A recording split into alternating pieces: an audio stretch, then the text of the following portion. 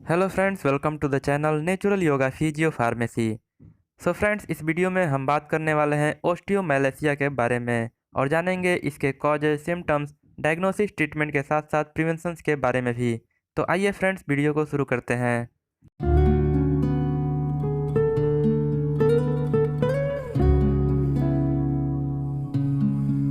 Friends, ओस्टियोमैलेशिया को bone softening भी कहा जाता है। इस कंडीशन में हड्डियां जो हैं वो कमज़ोर और मुलायम हो जाती हैं। ओस्टियोमैलेशिया का कंडीशन किसी भी एज में डेवलप हो सकता है, क्योंकि हर एक एज में बोन के अंदर एक प्रोसेस होता है जिसे बोन टर्नओवर कहते हैं। बोन टर्नओवर उस प्रोसेस को कहते हैं जिसमें शरीर पुरानी बोन के टिश्यूज को रीएब्जॉर्ब करके नए बोन टिश्यूज का निर्माण करता है। यह प्रोसेस मेनली बोन के इनर लेयर में होता है। इसी प्रोसेस के डिस्टर्ब होने के कारण ओस्टियोमैलेशिया का कंडीशन डेवलप हो जाता है। बोन का इनर लेयर मिनरल्स के एक हार्ड आउटर सेल से कवर रहता है। इस प्रोसेस को मिनरलाइजेशन कहते हैं। लेकिन ओस्टियोमैलेशिया के कंडीशन में ये इनर और आउटर सेल दोनों का फॉर्मेशन कम हो जाता है, जिसके कारण इस तरह के कंडीशंस डेवलप होते हैं। फ्रेंड्स, ओस्टियोमैलेशिया और रिकेट्स की अगर हम बात करें तो रिकेट्स का कंडीशन अक्सर बच्चों में देखा जाता है। स्पेशली जब बच्चों में बोन का डेवलपमेंट हो रहा होता है तो उस समय कई सारे कारणों से रिकेट्स देखा जाता है। लेकिन ओस्टियोमैलेशिया का कंडीशन किसी भी एज में देखा जा सकता है। जबकि ओस्टियोपोरोसिस के कंडीशन में बोन फॉर्मेशन और बोन लॉस का बैलेंस डिस्टर्ब हो जाता है। ओस्टियोमैलेशिया के कंडीशन में इनकम्प्लीट मिनरलाइजेशन के कारण बोन जो है वो सॉफ्ट हो जाता है।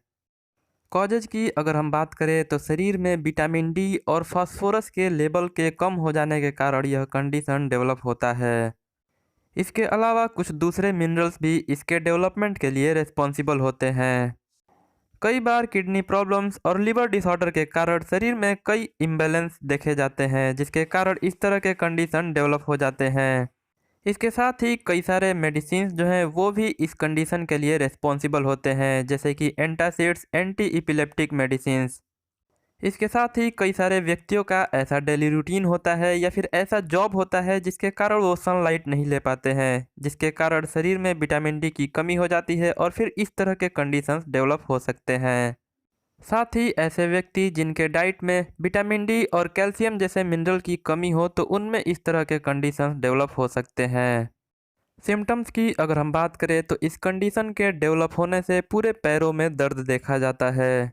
स्पेशली हिप, थाई और नी के एरिया में बहुत ही ज़्यादा दर्द देखा जाता है। इसके साथ ही इस कंडीशन में हड्डियां मुलायम और कमज़ोर हो जाती हैं, साथ ही मसल्स भी स्टिफ हो जाते हैं। इस कंडीशन में बाजू, कंधा, कमर और पैर के ऊपरी हिस्से के मसल्स जो हैं वो कठोर हो जाते हैं। साथ ही मसल्स में ऐंठन भी देखा जाता है। डायग्नोसिस की अगर हम बात करें तो इस कंडीशन की जांच के लिए सबसे पहले कुछ फिजिकल एग्जामिनेशंस किए जाते हैं। इसके साथ ही ब्लड और यूरिन को सैंपल के रूप में लेकर कुछ टेस्ट किए जाते हैं। ब्लड और यूरिन के सैंपल के द्वारा कैल्शियम फॉस्फेट, पैराथायरॉयड हार्मोन और एल्कलाइन फॉस्फेट की जांच की जाती है, जिससे इस कंडीशन का पता लगाने में हेल्प मिलता है। ट्रीटमेंट की अगर हम बात करें तो इस कंडीशन में सबसे पहले शरीर में कई तरह के कमी को दूर करने के लिए कुछ सप्लीमेंट्स लिए जाते हैं, जैसे विटामिन डी, फॉस्फेट और कैल्शियम के सप्लीमेंट्स को प्रयोग में लाया जाता है। फ्रेंड्स, इस कंडीशन में विटामिन डी बहुत ही ज़्यादा हेल्पफुल होता है, क्योंकि विटामिन डी के मौजूद होने के कारण शरीर में कैल्शियम का अच्छे से एब्जॉर्प्शन हो पाता है और फिर हड्डियों और मसल्स का डेवलपमेंट सही से हो पाता है। शरीर में विटामिन डी की पूर्ति के लिए रेगुलर सुबह सुबह धूप में बैठना बहुत ही अच्छा होता है। साथ ही इस तरह के कंडीशंस में अपने भोजन में अच्छी विटामिन और मिनरल से भरपूर भोजन को शामिल करना चाहिए। इस कंडीशन में ताज़े हरे पत्तेदार सब्जियां और फलों को लेना बहुत ही ज़्यादा हेल्पफुल होता है। साथ ही दूध और दूध से बने हुए प्रोडक्ट कैल्शियम के अच्छे स्रोत माने जाते हैं, जिन्हें लेना इस तरह के कंडीशन में बहुत ही ज़्यादा ज़रूरी होता है। इसके साथ ही अंडे, मांस, मछली का भी प्रयोग किया जा सकता है। प्रिवेंशन की अगर हम बात करें तो विटामिन्स और मिनरल से भरपूर भोजन को लेकर इस तरह के कंडीशन से बचाव किया जा सकता है।